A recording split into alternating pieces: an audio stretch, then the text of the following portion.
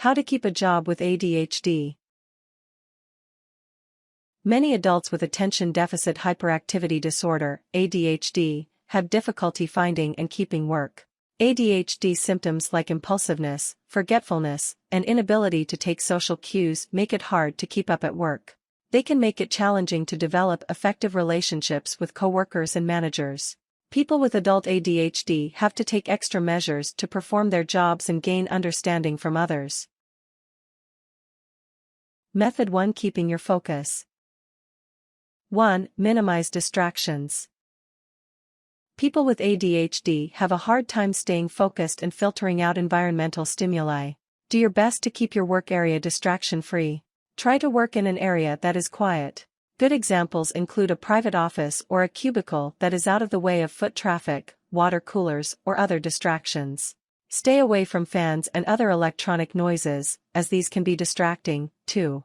Consider buying some noise-canceling headphones. If this is appropriate in your workplace, it can help filter out distracting sounds that might be hard to avoid otherwise. If possible, control the lighting in your work area. Light that creates shadows or unusual patterns can be distracting to people with ADHD. If possible, control the scent in your work area, too. Strong smells can be distracting for people with ADHD. Avoid using scented air fresheners. When possible, work away from coworkers who wear strong colognes or perfumes. Find creative ways to get work done in a less distracting environment, if possible. Consider coming in early or staying late. You might also try bringing work home or finding a quiet conference room to work in.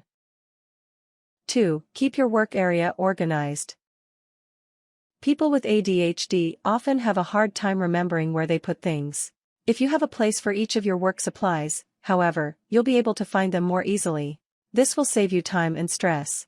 Buy some file boxes to organize paper documents. Get some small bins for pens, paper clips, and other supplies. Then, make a point of always putting things in the right place. If you do, you'll always be able to find what you are looking for. Develop a habit of checking at the end of the day to make sure that your desk is clear and all your supplies are where they belong. This helps keep clutter from getting out of control and impeding your ability to work. 3. Use a planner or calendar. Break projects into simple tasks, and record them in one place. Check and update your planner often. Use timers or programs with visible or audible reminders to make sure you don't forget appointments or scheduled tasks. Schedule your day effectively. Avoid overscheduling and allow enough time between appointments. Try to schedule time to burn off energy with walks or exercise, even if it's just a walk to the copy machine. This can help you stay focused. 4. Take notes. Keep a notepad to write down details of phone conversations or meetings. Confine your notes to one pad so that you don't have slips of paper all over the place that you can overlook or forget. Review notes regularly. Transfer any notes about tasks that need to be done to a calendar or day planner. 5. Stay on task. Commit to finish up a current project before moving on to another. Try to avoid answering the phone or checking email before completing the current task. It's a good idea to schedule time in your day for returning phone calls and answering emails. This ensures that you reply to any communications in a reasonable period of time. It also prevents them from distracting you from larger tasks. 6. Reward yourself. When you successfully follow through on one of these organizational tricks, give yourself a little reward. This will help cement the routine and promote future successes. What works for you as a reward will be different for each individual. Maybe you'll take yourself out to lunch, or buy the new pair of shoes you've been wanting. If your work allows it, maybe you can take an unscheduled 10-minute break and go for a short walk. 7. Emphasize your strengths. It is a good idea to both acknowledge your limitations and emphasize your strengths at work. Where possible, volunteer for tasks that let you look at the big picture rather than the small details. Detail-oriented tasks like alphabetizing or counting things are often challenging for people with ADHD. If possible, delegate these tasks to someone else and volunteer for tasks with a lot of novelty and variety. These are tasks that are more likely to hold your interest. Your high levels of energy might even be an asset for such work. Strengthen your skills so that you excel at tasks that suit you.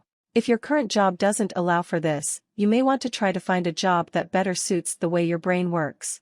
When you are successful in the important aspects of your work, the troublesome effects of your ADHD will not be as noticeable or intrusive. Method 2: Getting help from others.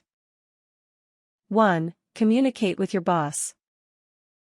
The law prohibits employers from asking employees or applicants to disclose disabilities. The decision rests on the person with ADHD to decide whether to notify the employer. In general, it is a good idea to let your employer know about your condition. Your first impulse might be not to tell your boss you have ADHD. Most people want to be treated like normal, productive members of their workplaces. However, your employer may show more compassion if she or he is aware that you have a disability and could benefit from accommodations. Your boss may be more willing to work with you on problems with deadlines and time management if you are open about your limitations. This is especially true if you excel in other areas of the job. The alternative to disclosure might be finding a pink slip in the next paycheck. 2. Communicate with coworkers. You shouldn't present your ADHD as an excuse. However, others need to know what they can and cannot expect of you. If you are open about your condition, your coworkers may be less likely to take offense at some of your behaviors. Explain the symptoms of ADHD like forgetfulness and impulsiveness. Let others know that your behaviors do not arise from lack of respect, selfishness, or a bad attitude. Be honest about your limitations, especially when asked to take on tasks you are likely to struggle with. Let others know that it is acceptable for them to correct you or remind you to do things.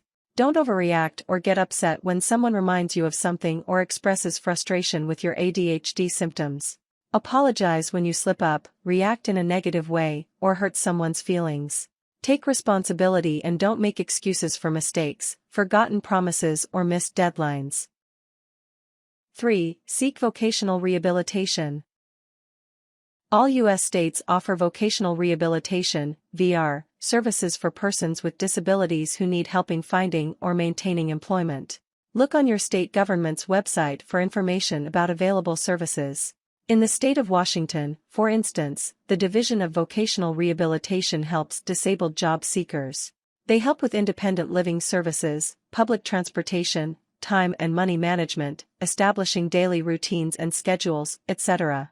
VR counselors provide one-on-one help. This may include computer training, job skills training, or help with applying for jobs. 4. Seek job coaching. Job coaching is an important service frequently underwritten by VR.